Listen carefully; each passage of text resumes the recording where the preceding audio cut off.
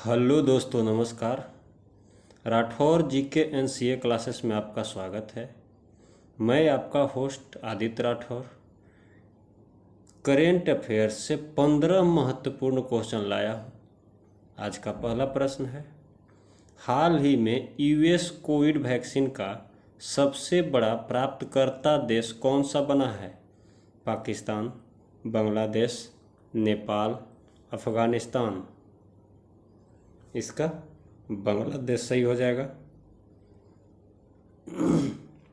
बांग्लादेश विश्व स्वास्थ्य संगठन की कोवैक्सीन सुविधा के माध्यम से अमेरिका द्वारा दुनिया भर में दान की गई कोविड वैक्सीन का सबसे बड़ा प्राप्तकर्ता बना है।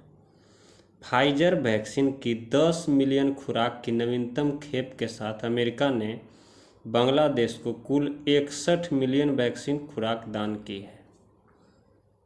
आज का अगला प्रश्न है, हाल ही में पुरुषों की एटीपी रैंकिंग में शीर्ष स्थान पर कौन रहे हैं? राफेल नडाल, नोवाक जोकोविच, एंडी मरे, डेनियल मेदवेदेव। इसका डेनियल मेदवेदेव हो जाएगा। जो रूस के टेनिस खिलाड़ी हैं जिन्होंने एटीपी रैंकिंग में सर्बियाई खिलाड़ी नोवाक जोकोविच को पीछे छोड़कर शीर्ष स्थान हासिल किया है। जोकोविच के 8465 है, इनका अंक है 8465 और मेदवेदेव का है 8615। आज का अगला प्रश्न है, हाल ही में दुनिया के सबसे बड़े विमान मारिया को किस देश ने तबाह कर दिया है? यूक्रेन, उत्तर कोरिया, अमेरिका, रूस। इसका रूस सही हो जाएगा। जो यूक्रेन पर रूसी आक्रमण से रूस ने यूक्रेन के एंटोनोव 225 कार्गो विमान नामक दुनिया के सबसे बड़े विमान को नष्ट कर दिया है। विमान क्यों के बाहर नष्ट कर दिया गया था? हथियार निर्माता यूक्रोबोर्नोप्रोम के अनुसार AN-225 मारिया को बहाल करने में 3 बिलियन अमेरिकी डॉलर से अधिक का खर्च आएगा और इसमें 5 साल से अधिक का समय लग सकता है। विमान दुनिया के लिए अद्वितीय था। विमान होस्टोमेल हवाई अड्डे पर स्थित था जब रूस ने 24 फरवरी 2022 को यूक्रेनी हवाई अड्डे पर हमला किया था।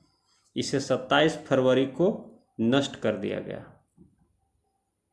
आज का अगला प्रश्न है, हाल ही में जन औषधि दिवस सप्ताह कब से मनाया गया? 1 से 7 मार्च, 2 से 8 मार्च, 3 से 9 मार्च, 4 से 10 मार्च। इसका 1 से 7 मार्च सही हो जाएगा।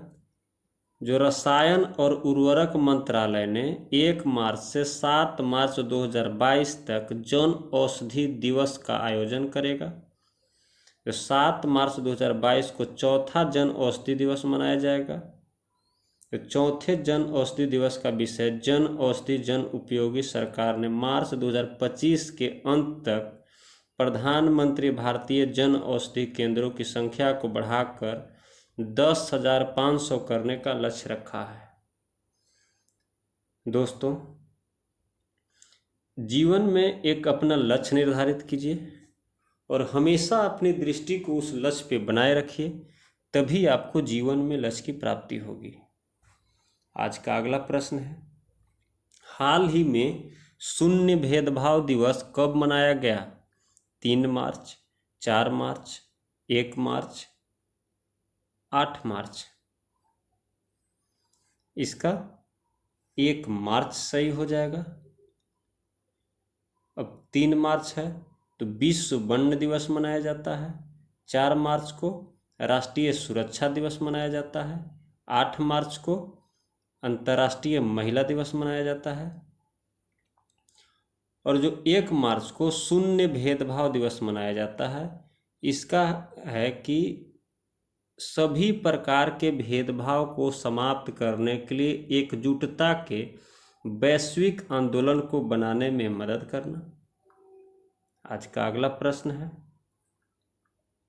निम्नलिखित में से किससे ICC men's T20I team of the year के कप्तान के रूप में चुना गया है?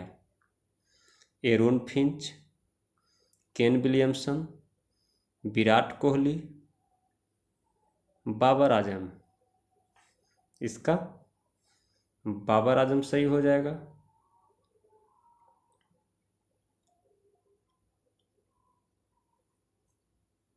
जो पाकिस्तान के कप्तान हैं।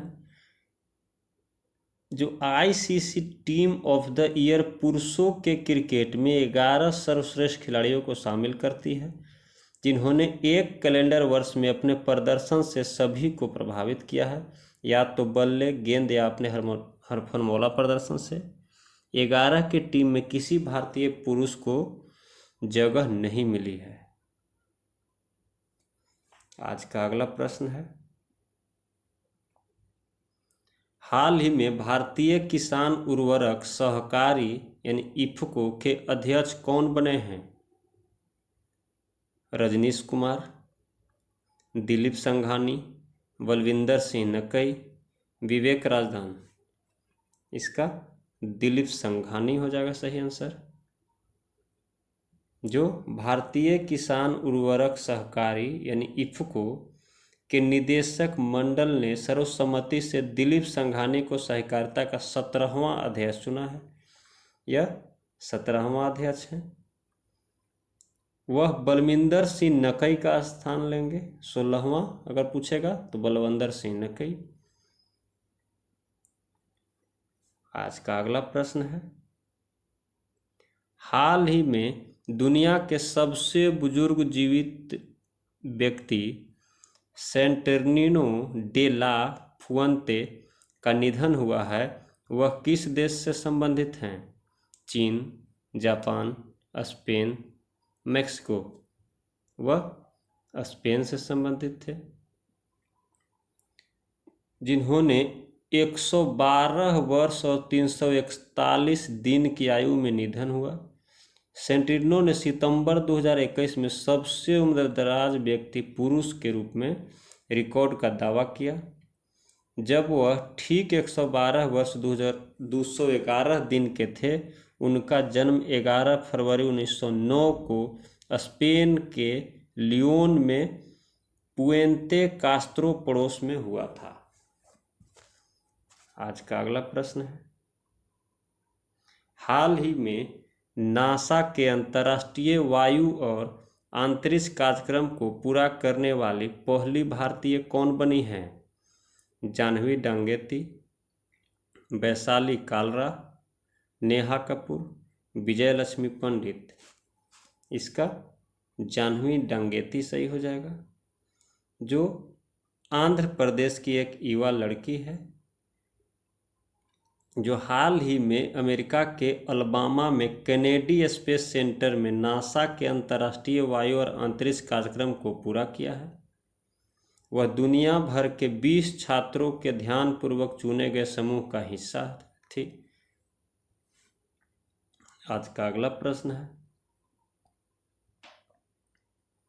हाल ही में विदेशी टीमों के घर पर सर्वाधिक रन बनाने वाले भारतीय बल्लेबाज कौन बने हैं? रोहित शर्मा, केएल राहुल, विराट कोहली, ऋषभ पंत। इसका विराट कोहली सही ऑप्शन हो जाएगा। जो एक दिवसीय अंतर्राष्ट्रीय क्रिकेट में विदेशों टीमों की धरती पर सबसे ज़्यादा रन बनाने वाले भारतीय बल्लेबाज बन गए हैं, जिन्होंने 146 पारियों में 565 रन बनाए थे सचिन तेंदुलकर, लेकिन कोहली 103 पारियों में ही 5057 रन बना लिए। तो साउथ अफ्रीका के खिलाफ पारी में 9 रन लेते ही उन्होंने सचिन का रिकॉर्ड तोड़ दिया था। आज का अगला प्रश्न है, हाल ही में अंतर्राष्ट्रीय लोक कला महोत्सव में कितने स्वर्ण पदक जीता है? इमली शेखरा, सुमित भाले, मंजीत राय, यामिनी अडवाणी। इसका सुमित भाले सही हो जाएगा।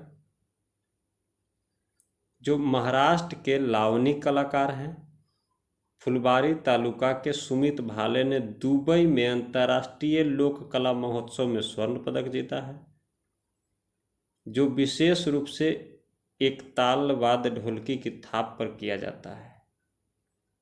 आज का अगला प्रश्न है, हाल ही में इंडियन प्रीमियर लीग में कोलकाता नाइट राइडर्स टीम के नए कोच के रूप में किसे नियुक्त किया गया है? वसीम जाफर, ब्रेंडन मैकुलम, मोहम्मद कैफ, भरत तरुण। यह भरत तरुण को नियुक्त किया गया है, जो भारत के पूर्व गेंदबाजी कोच रह चुके हैं। अब कोलकाता नाइट राइडर्स ने भरत तरुण को अपनी टीम का बॉलिंग कोच बनाया है। आज का अगला प्रश्न है, यूरोपीय संघ की संसद का नया अध्यक्ष कौन बनी है? विशेश्वरी महाजन, Rekha Sharma, रॉबर्टा Metsola, Angela Merkel. यह रॉबर्टा मेट्सोला बनी है, जो माल्टा की एक ईसाई डेमोक्रेट रॉबर्टा मेट्सोला को यूरोपीय संघ की संसद का अध्यक्ष चुना गया है। उनका चुनाव निवर्तमान संसद अध्यक्ष डेविड ससोली की सदमे की मौत के एक हफ्ते बाद आता है, जो सत्ता साझाकरण समझौते के हिस्से के रूप में पद छोड़ने वाले थे। आज का अगला प्रश्न है, दोस्तों जो मेरे चैनल पे पहली बार आए हैं, कृपया लाइक कर लें, सब्सक्राइब करें और शेयर करना ना भूलें, और कमेंट करके हमें ज़रूर से ज़रूर बताएं कि आप 15 में कितना सही कर रहे हैं। इससे आपकी तैयारी का आकलन होगा। हाल ही में वैश्विक निवेश रुझान मॉनिटर रिपोर्ट 2021 को किसने जारी किया है? अंकड, संयुक्त राष्ट्र, विश्व बैंक, विश्व स्वास्थ्य संगठन। इसका अंकड हो जाएगा। इसका फुल फॉर्म होता है United nation conference on trade and development, जो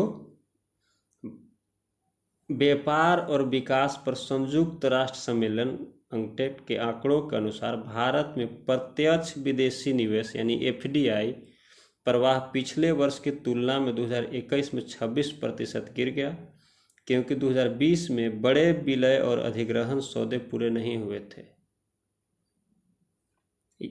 अंकड का जिक्र हुआ है तो इसका स्थापना 30 दिसंबर 1964 को हुआ था और मुख्यालय जिनेवा में है।